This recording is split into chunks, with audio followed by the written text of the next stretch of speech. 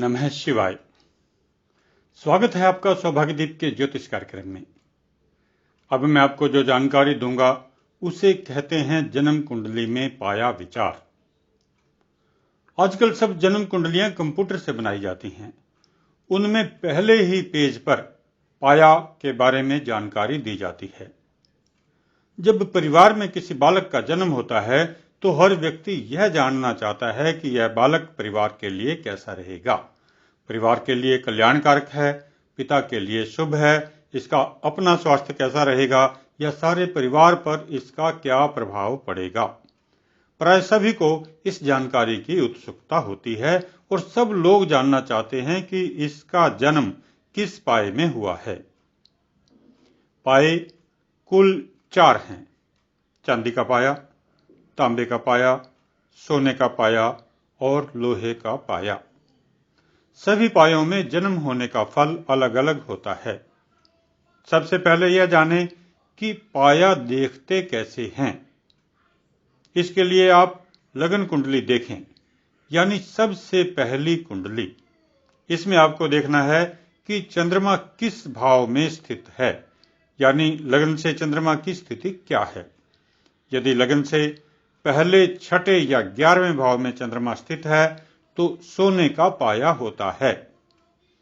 यदि चंद्रमा लगन से तीसरे, 7वें या 10वें भाव में हो तो तांबे का पाया होता है।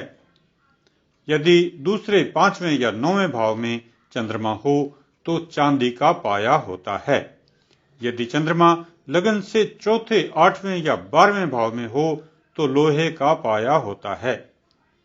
इस प्रकार यह जानना बहुत आसान है कि बच्चे का जन्म किस पाए में हुआ है।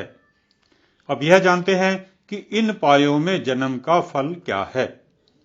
अगर बच्चा चांदी के पाए में पैदा हुआ है तो परिवार में हर तरह से सुख शांति तथा समृद्धि लेकर आया है और सबके लिए कल्याणकारक है। उसका बचपन सुख में कटेगा, माता पिता के लिए कल्याणकारक है, उनके व्यवसाय में प्रगति होगी। बड़ा होकर भी वह शांति से काम करने वाला तथा अपनी बुद्धि से धन का अर्जन करने वाला होता है।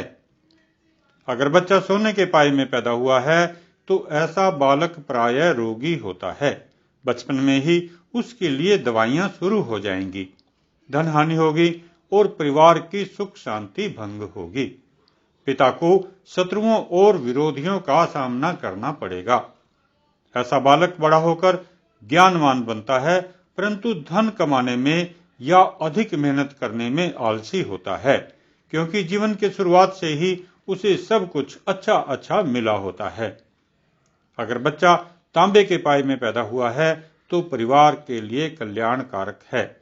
पिता के व्यवसाय में वृद्धि होगी और घर में सुख शांति के सभी सामान आते रहेंगे। तांबे का पाया कल्याणकारक है। तांबे पर सूर्य का प्रभाव होता है, इसलिए बड़ा होकर वह अधिक स्वाभिमानी होता है और अधिक मेहनत के बाद भी उसे अधिक धन नहीं मिलता, क्योंकि उसे मांगने की इच्छा ही नहीं होती। अपने आप जो मिल जाता है वह उसी से संतुष्ट रहता है। अगर बालक लोहे के पाए में पैदा हुआ है तो परिवार के लिए अशुभ स्थिति लाने वाला है। पिता के लिए विशेष कष्ट होता है। बच्चा अक्सर रोगी होता है और दवाइयों पर काफी धन खर्च करवाने वाला होता है। यह भी संभव है कि परिवार में कोई शोक समाचार भी आ जाए।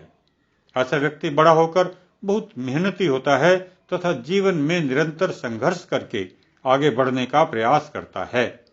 ऐसे व्यक्ति को युवावस्था के बाद सम्मान प्राप्त होता है। इस तरह हम देखते हैं कि चांदी और तांबे का पाया बहुत ही शुभ होता है। इसके लिए किसी उपाय की आवश्यकता नहीं होती। सोने और लोहे का पाया परिवार के लिए कष्टकारक होता है, इसलिए माता पिता को चाहिए कि ऐसा बालक पैदा होने पर उचित दान दक्षिणा व अन्य उपाय करके घर में शांति के प्रयास करें। अगर बालक बीमार है तो उसकी दवाई के साथ साथ ज्योतिष के उपाय भी आवश्यक हैं। ऐसी स्थिति में क्या करना चाहिए, अब इस पर विचार करते हैं। अगर बालक सोने के पाए में पैदा हुआ है तो उसके वजन से 2 गुना गेहूं का दान करें। सोने के किसी आभूषण का दान भी कर सकते हैं।